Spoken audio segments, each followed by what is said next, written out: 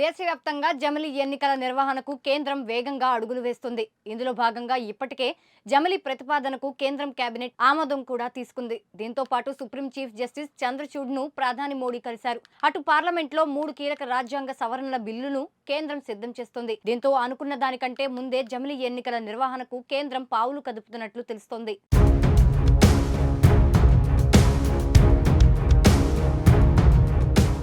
జమిలీ ఎన్నికలు నిర్వహించాలంటే రాజ్యాంగ సవరణ తప్పనిసరి. ఇందుకోసం ఇప్పటి వరకు ఉన్న ఎన్నికల విధానాన్ని మారుస్తూ కేంద్రం 3 బిల్లుల్ని పార్లమెంట్లో ప్రవేశపెట్టబోతోంది. ఇందులో లోక్సభతో పాటు రాష్ట్రాల అసెంబ్లీల పదవీకాలాన్ని సమయం చేసేందుకు ఉద్దేశించిన రాజ్యాంగ సవరణ ఒకటి, అలాగే రాష్ట్రాల్లో స్థానిక సంస్థల ఎన్నికల నిర్వహణకు వీలుగా చేసే రాజ్యాంగ సవరణ మరొకటి. మూడోది అసెంబ్లీలు కలిగిన 3 కేంద్ర పాలిత ప్రాంతాలు ఢిల్లీ, పుదుచ్చేరి, జమ్మూ కాశ్మీర్ చట్టాల్ని సవరిస్తూ చేయబోతోంది.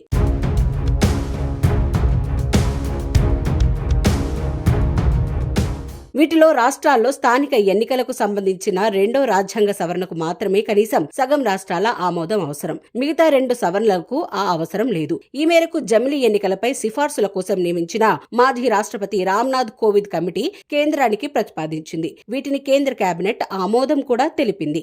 దీంతో రాష్ట్రాలతో సంబంధం లేకుండానే జమిలీ ఎన్నికల నిర్వహణకు కేంద్రం పావులు కదుపుతోంది.